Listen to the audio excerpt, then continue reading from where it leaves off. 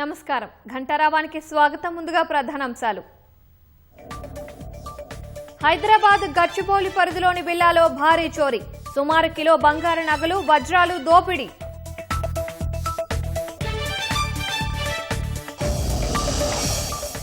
Steel plant ప్రమాద బాధితుల్లో మరో 2 పరిస్థితి విషమం, మృతదేహాల పంచనామా నిర్వహణకు ఏర్పాట్లు.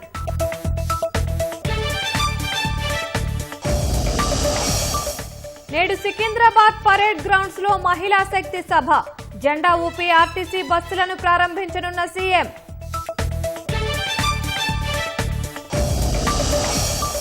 జోజిలా సొరంగాన్ని నేడు ప్రారంభించనున్న నితిన్ గడ్కరీ, కశ్మీర్ లద్దాఖ్ ను కలుపుతూ ఏడాది పొడవునా రవాణాకు వీలు.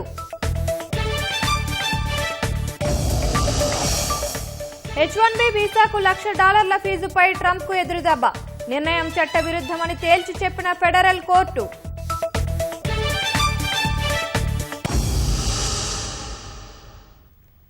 విశాఖ స్టీల్ ప్లాంట్ లో జరిగిన ప్రమాదంలో మృతదేహాలను కేజీహెచ్ కు తరలించారు. DNA శవ పరీక్షలు చేసేందుకు అధికారులు ఏర్పాట్లు చేశారు. బాధిత బంధువులు ఒక్కొక్కరిగా కేజీహెచ్ కు చేరుకుంటున్నారు. మరిన్ని వివరాలు మా ప్రతినిధి కృష్ణంనాయుడు అందిస్తారు. విశాఖ దుర్ఘటనలో మృతి చెందినటువంటి మృతదేహాలను కింగ్ జార్జ్ ఆసుపత్రికి తరలించారు. ఇక్కడ ఉన్నటువంటి మార్చరీలో అయితే మొత్తం 8 మృతదేహాలను పెట్టారు. మృతదేహాలకు సంబంధించినటువంటి బాధితుల బంధువులలో అయితే ఒక్కొక్కరుగా కేజీహెచ్కి చేరుకుంటున్నారు. కేజీహెచ్కి చేరుకున్నటువంటి బంధువుల నుండి వివరాలు అయితే సేకరిస్తున్నారు.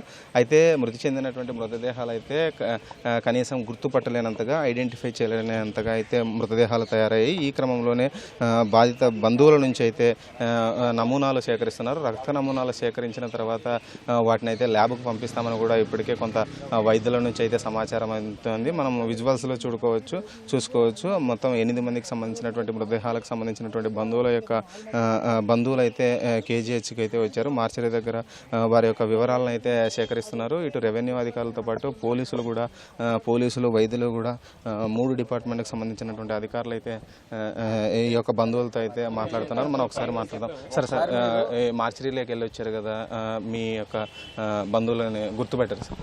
గుర్తుపట్టలేదండి, ఇంకా గుర్తుపడుతున్నా, ఆంధ్ర ప్రాసెస్లో ఉన్నాం. ఇది యాజమాన్యం తప్పండి. ఇది వాళ్ళకి మ్యాన్ పవర్ లేకపోతే తెప్పించుకు పెట్టుకోవాలి, కానీ ఉన్నోళ్ళతోనే రోజు గొడ్డు చాకరీ చేయిస్తే మీరు రోజు బిక్కు పని బతకాలంటే కష్టం అండి. అది యాజమాన్యం తప్పు. ఎందుకంటే వీళ్ళందరూ ఎన్నో సంవత్సరాల నుంచి పనిచేస్తున్నారు. మా నాన్నగారు కూడా ఎప్పుడో 1990 నుంచి పనిచేస్తున్నారు లోపల. రోజు గొడ్డు చాకరీ వాళ్ళకి. ఇంటి దగ్గర చెప్పుకోలేడు, ఆయన డ్యూటీలోనే చెప్పుకోలేడు. రోజు గొడ్డు చాకరీనండి. మూసేస్తే మూసేమనండి పూర్తిగానే. జీతాలు ఎలాగ ఇవ్వట్లేదు, మూసేమనండి. ఇలాగ మేము ఇళ్ళల్లో ఏదోలా గడుపుకుంటున్నాం.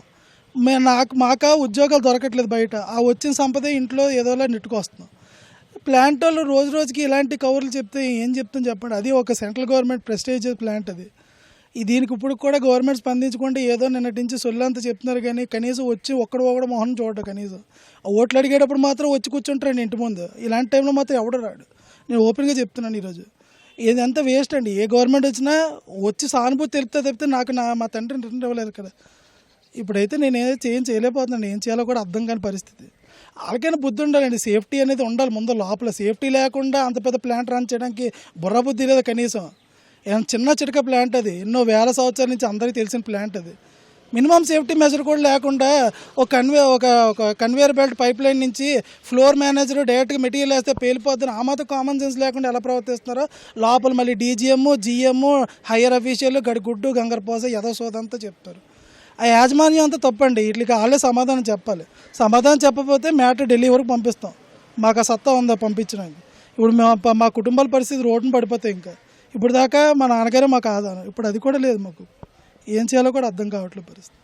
మీ నాన్న పేరు ఏంటి? ఎప్పుడు ఉద్యోగంలో చేరాడు? మీ స్వస్థలం ఏంటి? ఆయన పేరు మిద్దె కృష్ణనాగ్ అండి. మా స్వస్థలం వెస్ట్ గోదావరి.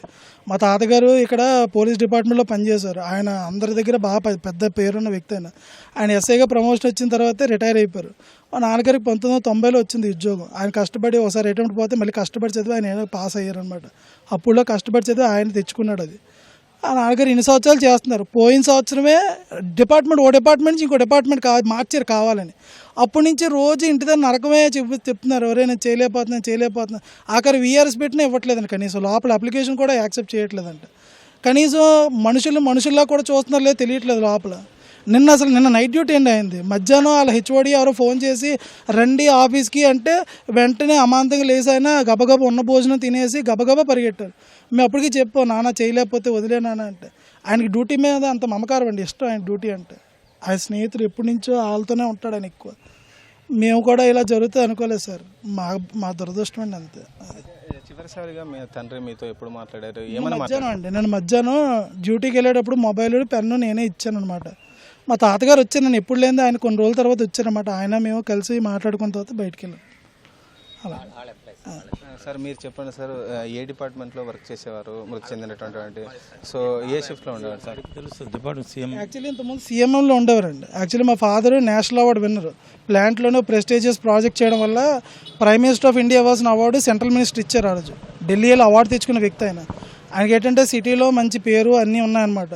అయితే ఈ డిపార్ట్మెంట్ మార్చడం వల్ల ఆయనకి ఎక్కువ ప్రెషర్ పడుతుంది. అప్పుడు చెప్పారంట చాలాసార్లు లోపల, నేను చేయలేకపోతున్నానండి, మాకు ఈ డిపార్ట్మెంట్ ఉంది.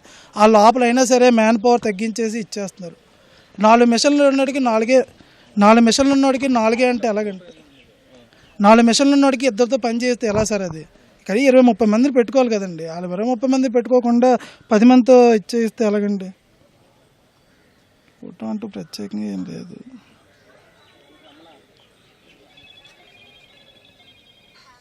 మొన్న మా నాన్నగారు మా అమ్మగారు పెళ్లి రోజు ఫోటో అండి. మొన్న మే 20వ తారీఖున పెళ్లి రోజు అయిందండి. నేను మా చెల్లెలు అండి. మా చెల్లెలకి మొన్నే ఉద్యోగం వచ్చింది, తను హైదరాబాద్లో చేస్తుంది. నేను ఎప్పుడూ తల్లిదండ్రుల దగ్గర ఉండాలని చెప్పి కష్టమైన నష్టమైన తక్కువ జీతమైన ఇక్కడే ఉండి పని చేసుకుంటున్నాను అనమాట.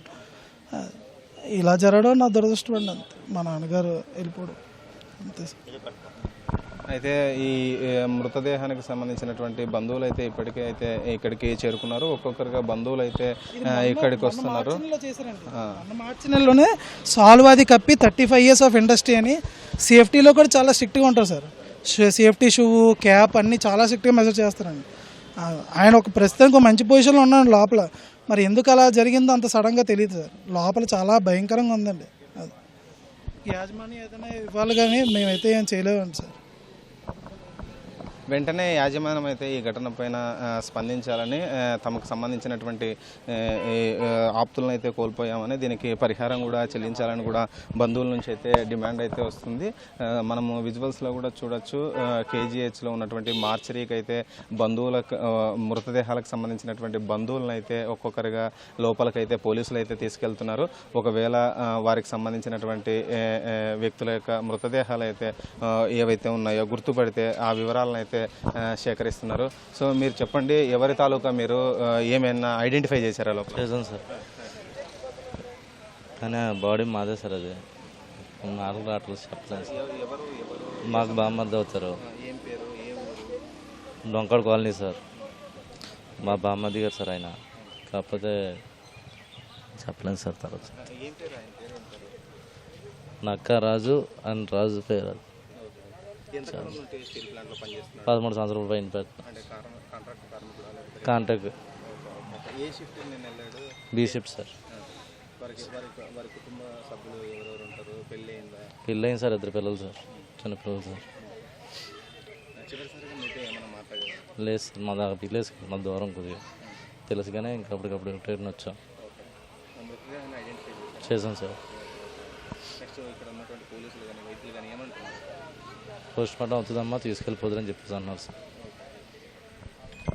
ఒక్కొక్కరిగా మృతదేహాలకు సంబంధించినటువంటి బంధువులు అయితే మార్చరీకి చేరుకొని ఇక్కడ ఉన్నటువంటి మృతదేహాలను అయితే ఐడెంటిఫై చేసేటువంటి పనిలో ఉన్నారు.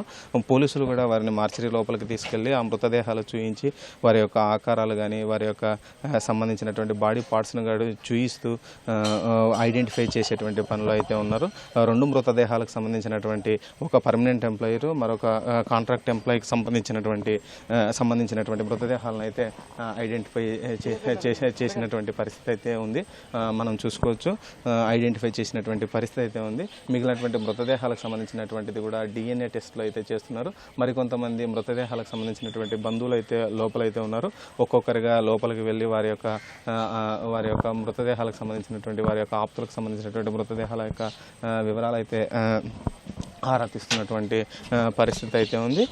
మరోవైపు ఈ యొక్క మృతదేహాలను ఐడెంటిఫై చేసిన తర్వాత పంచనామా నిర్వహిస్తారు. పోలీసు వెరిఫికేషన్ మొత్తం అంత అయిన తర్వాత ఎన్ఓసి పూర్తయిన తర్వాత ఈ యొక్క మార్చరీలో అయితే ఈ యొక్క పిఎం అయితే చేస్తారు. పిఎం చేసినటువంటి తర్వాత స్వస్థలాలకి బాడీల్ని మృతదేహాలను తరలించేందుకైతే కేజీహెచ్లో ఉన్నటువంటి వైద్యులు, ఇక్కడ ఉన్నటువంటి సూపరింటెండెంట్ వాణి గారు కూడా ఇప్పటికే మహాప్రస్థానం వెహికల్స్ని అయితే ఏర్పాటు చేశామన్నటువంటి చెప్పారు. వేగంగా ఈ ప్రక్రియ పూర్తయ్యేందుకు కూడా టోల్ ఫ్రీ నెంబర్ పెట్టి వారి యొక్క బంధువులకు సంబంధించినటువంటి వివరాలు అయితే సేకరించి తక్షణము ఈ కేజీహెచ్కి అయితే మిగిలినటువంటి మృతదేహాలకు సంబంధించినటువంటి బంధువులను అయితే ఇక్కడికైతే రప్పించేటువంటి ప్రయత్నం అయితే చేస్తున్నారు. మరోవైపు ప్రధానంగా ఈ కార్మికులు ఎవరైతే మృతి చెందారో మొత్తం 8 మందికి సంబంధించినటువంటి బంధువులు అయితే తీవ్రమైనటువంటి విమర్శలు అయితే యాజమాన్యం పైన అయితే చేస్తూ ఉన్నారు. యాజమాన్యం సరిగ్గా పట్టించుకోవట్లేదని, తమ బంధువులు ఆప్తులను కోల్పోయినప్పటికీ కనీసం ఎవరు కూడా వచ్చి యాజమాన్యానికి సంబంధించినటువంటి ఉన్నతాధికారులు ఎవరు కూడా పరిశీలించలేదు, పరామర్శించలేదని అయితే కొంత విమర్శలు అయితే వ్యక్తమైతే ఉన్నాయి. ఇప్పటికే పరిహారం ప్రకటించినప్పటికీ తమకు పర్మనెంట్ ఉద్యోగులను కోల్పోయినటువంటి తమకు ప్రభుత్వం ఇచ్చినటువంటి పరిహారం కూడా కొంత మాకు సరిపోయేటట్లు లేదు. మరింత పరిహారం ఇవ్వాలి. తమ బతుకులు ఆ ఉద్యోగం చేస్తున్నటువంటి తమ తల్లిదండ్రులు లేదా ఆప్తులపైన ఆధారపడి కుటుంబాలు అయితే సాగుతూ ఉన్నాయి. కాబట్టి మరింత పరిహారం ఇవ్వాలనేది అయితే కుటుంబ సభ్యుల నుండి అయితే డిమాండ్ అయితే వినిపిస్తుంది. ఇకపోతే ఉప ముఖ్యమంత్రి కూడా మరి కాసేపట్లో విశాఖకి చేరుకోనున్నారు. ఉప ముఖ్యమంత్రితో పాటు మంత్రి నారా లోకేష్ కూడా రానున్నారు. ఇక్కడికి వచ్చినటువంటి నారా లోకేష్ మొదట ఉప ముఖ్యమంత్రి పవన్తో పాటు నారా లోకేష్ 7 హిల్స్లో ఉన్నటువంటి బాధితుల్ని అయితే క్షతగాత్రులను అయితే పరామర్శించినారు. 7 హిల్స్తో పాటు కిమ్స్ ఆసుపత్రిలో కూడా మొత్తం 6 మంది క్షతగాత్రులు అయితే ఉన్నారు. క్షతగాత్రుల్లో కూడా ఇద్దరి పరిస్థితి అయితే తీవ్రంగా విషమంగా ఉన్నట్లయితే మనకు వైద్యుల నుండి అయితే సమాచారం అవుతుంది. 90% అయితే ఈ యొక్క ఇద్దరి యొక్క బాడీలు అయితే కాలిపోయినటువంటి పరిస్థితి. ఇక్కడ కిమ్స్లోను 7 హిల్స్ హాస్పిటల్లో పరామర్శించినటువంటి అనంతరం నేరుగా స్టీల్ ప్లాంట్కి అయితే ఉప ముఖ్యమంత్రి లోకేష్ వెళ్ళనున్నారు. అక్కడ స్టీల్ ప్లాంట్లో ఘటన జరిగినటువంటి ప్రదేశాన్ని పరిశీలించనున్నారు. Steel plant యాజమాన్యతోనూ ఉన్నతాధికారులతోన మాట్లాడనున్నారు. అనంతరం మీడియాతో మాట్లాడేటువంటి అవకాశం ఉంది. ఇది ఓవరాల్కి ఇక్కడ ఉన్నటువంటి తాజా పరిస్థితి. కెమెరామన్ సురేష్తో కృష్ణం నాయుడు, ఈటీవీ న్యూస్, విశాఖపట్నం నుంచి.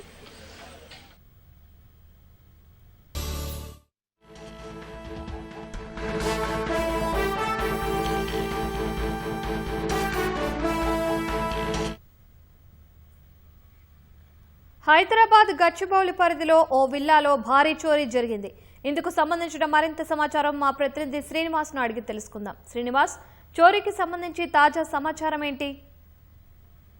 హైదరాబాద్ లో మరో నేపాలీ ముఠా భారీ చోరీకి పాల్పడడం కలకలం రేపింది. గచ్చిబౌలిలోని హిల్ రిడ్జ్ విల్లాస్ లో ఉంటున్న వ్యాపారవేత్త ఇంట్లో ఈ చోరీ జరిగింది. వ్యాపారవేత్త ముంబైకి వెళ్లి తిరిగి వచ్చేసరికి ఆయన ఇంట్లో పనిచేసే నేపాలీ దంపతులు దొంగతనం చేసి పరారైనట్లుగా తేలింది. అయితే ఈ ఘటన ఆలస్యంగా బయటకు వచ్చింది. గత 2 రోజుల క్రితం ఆదివారం అర్ధరాత్రి ఈ ఘటన చోటు చేసుకుంది.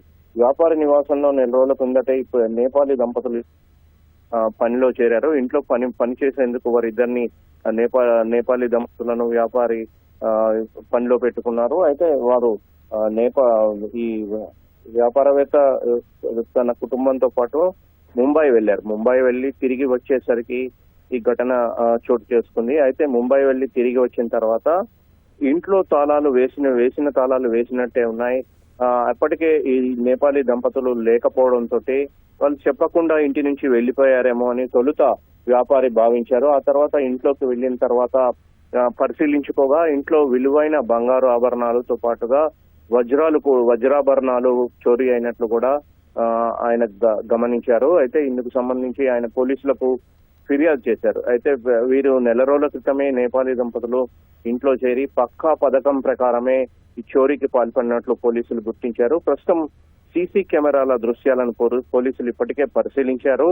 ప్రత్యేక బృందాలను కూడా ఈ నేపాలీ దంపతులను పట్టుకోవడానికి ప్రత్యేక బృందాలను ఏర్పాటు చేశారు. ఒకవైపు పోలీసులు నేపాల్కు చెందిన వారిని పని మనుషులుగా ఏర్పాటు చేసుకోవద్దని, వారిని ఇంట్లో పని మనుషులుగా పెట్టుకొని పోవద్దని ఎన్నిసార్లు చెప్పినప్పటికీ కూడా పదే ఇదే విధంగా నేపాలీ వారిని పని మనుషులుగా చేర్చుకోవడం కొంత విమర్శలకు దారి తీస్తున్నాయి. అయితే ఈ నేపాలీ పని వారిని ఎట్టి పరిస్థితుల్లో ఇళ్లలో పెట్టుకోవద్దని పోలీసులు హెచ్చరిస్తున్నారు. ధన్యవాదాలు శ్రీనివాస్.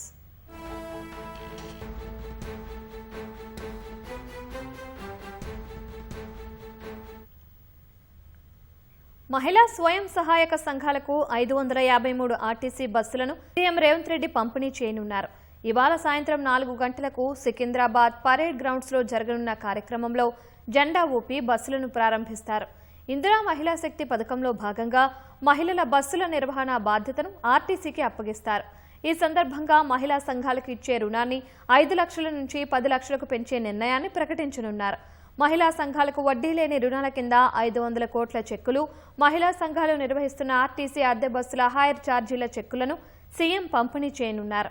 కొత్త బస్సుల కొనుగోలు కోసం టీజీఎస్ ఆర్టీసీకి 199 కోట్ల ఆర్థిక సాయాన్ని కూడా ముఖ్యమంత్రి అందిస్తారని మంత్రి సీతక్క తెలిపారు. 53 మండలాలకు గాను మండల సమైక్యలకు ఆర్టీసీ శాఖ ద్వారా ముఖ్యమంత్రి రేవంత్ రెడ్డి గారి చేతుల మీదుగా 553 బస్సులను అందజేస్తున్న సందర్భంగా ప్రతి ఒక్క గ్రామ, మండల, జిల్లా సమైక్య సభ్యురాలు ఈ కార్యక్రమంలో పాల్గొని బస్సులకు ఓనర్లు అయ్యే విధంగా ఇచ్చేటువంటి జీవోలో పాల్గొనాల్సిందిగా కోరుతా ఉన్నాను. ప్రతి సంవత్సరం మీకు ఇస్తున్నటువంటి 5 లక్షల వరకు వడ్డీ లేని రుణాల వడ్డీ డబ్బులను కూడా 500 కోట్ల రూపాయల చెక్కును మీ అందరి సమక్షంలో మీకు అందించుటకు గాను 5 లక్షల వరకే పరిమితమై ఉన్నటువంటి వడ్డీ లేని రుణాలను 10 లక్షలకు పెంచుతూ తీసుకొస్తున్నటువంటి జీవోను కూడా మీ అందరి సమక్షంలో ప్రారంభిస్తున్న సందర్భంగా ఈ సభకు అందరూ వచ్చి విజయవంతం చేయాలని కోరుతా ఉన్నాను. సీఎం రేవంత్ రెడ్డి నిర్ణయాలకు అనుగుణంగా పాలమూరు ప్రాజెక్టులను పూర్తి చేసేలా కార్యాచరణ రూపొందించాలని నీటిపారుదల శాఖ మంత్రి ఉత్తమ్ కుమార్ రెడ్డి అధికారులను ఆదేశించారు. ఉమ్మడి మహబూబ్నగర్ జిల్లాలో సాగునీటి ప్రాజెక్టులోని 2027 చివరి నాటికి పూర్తి చేసేలా చర్యలు చేపడుతున్నామని స్పష్టం చేశారు. భూసేకరణ, పునరావాసం, విద్యుత్ సరఫరా, కాంట్రాక్టర్ల పనితీరుకు సంబంధించిన అన్ని అడ్డంకులను యుద్ధ ప్రాతిపదికన పరిష్కరించాలని కలెక్టర్లను ఆదేశించారు. 2027 మార్చి నాటికి కల్వకుర్తి ఎత్తిపోతల పంపింగ్ స్టేషన్ మరమ్మతులు, పునరుద్ధరణ పనులు పూర్తి చేసేలా చూడాలని తెలిపారు. నార్లాపూర్ రిజర్వాయర్ కింద కాల్వ పంపిణీ వ్యవస్థ సహా మొత్తం ప్రాజెక్టును 2027 జూన్ నాటికి పూర్తి చేయాలన్నారు. పాలమూరు, రంగారెడ్డి ఎత్తిపోతల పథకంలోని నార్లాపూర్, ఏదుల, ఉద్దండాపూర్ జలాశయాల కింద నిర్వాసిత కుటుంబాల పునరావాస చర్యలు వీలైనంత త్వరగా పూర్తి చేయాలని అధికారులకు సూచించారు. కరివెన జలాశయం వరకు ప్రధాన పనులన్నీ 2026 డిసెంబర్ నాటికి పూర్తి చేయాలని మంత్రి ఉత్తమ్ కుమార్ రెడ్డి చెప్పారు. తుమ్మిడిహెట్టి ప్రాజెక్టుపై సీఎం రేవంత్ రెడ్డి మహారాష్ట్ర ముఖ్యమంత్రికి లేఖ రాయలేదన్న బీజేపీ రాష్ట్ర అధ్యక్షుడు రామచంద్రరావు వ్యాఖ్యలను పీసీసీ అధ్యక్షుడు మహేష్ కుమార్ గౌడ్ ఖండించారు. సీఎం రేవంత్ రెడ్డితో పాటు ఇరిగేషన్ శాఖ మంత్రి ఉత్తమ్ కుమార్ కూడా అధికారికంగా లేఖలు రాసిన విషయాన్ని గుర్తు చేశారు.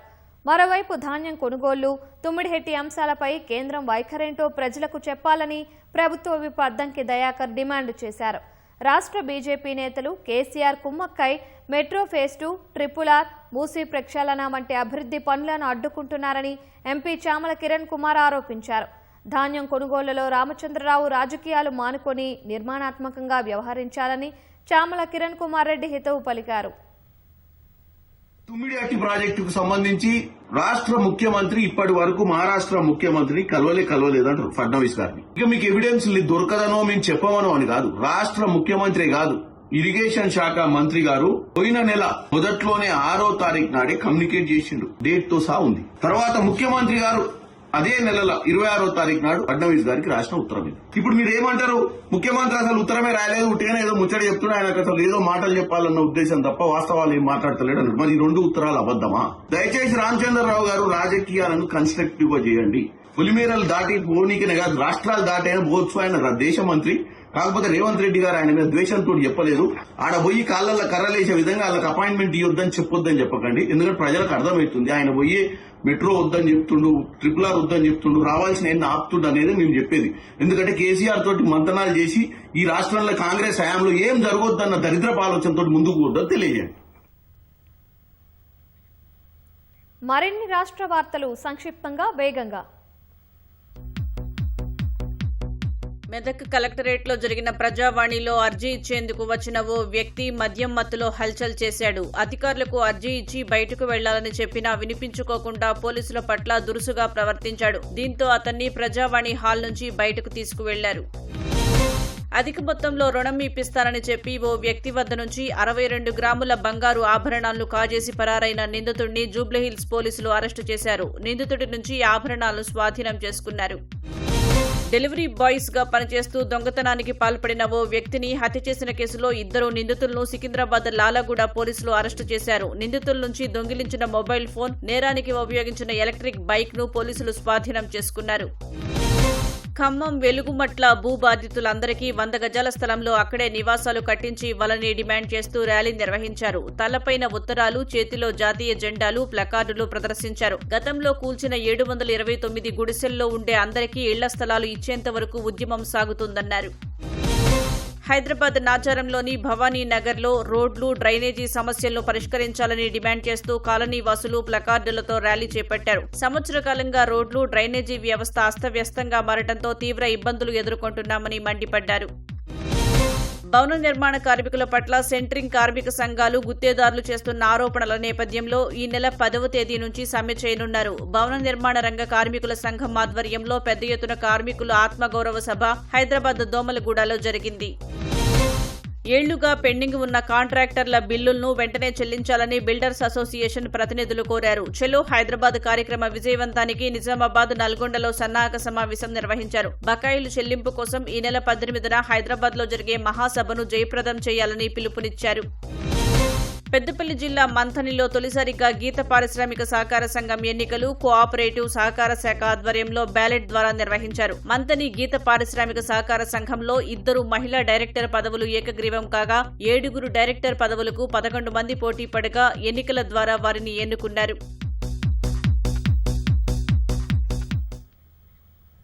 దేశంలో అత్యంత ప్రతిష్టాత్మకమైన రహదారి ప్రాజెక్టుల్లో ఒకటైన జమ్మూ కాశ్మీర్లోని జోజిలా టన్నెల్ పనులు తుది దశకు చేరుకున్నాయి. పశ్చిమ హిమాలయ పర్వతాల్లో 13.153 కిలోమీటర్ల మేర నిర్మిస్తున్న ఈ టన్నెల్ తవ్వకం నేటితో పూర్తి కానుంది.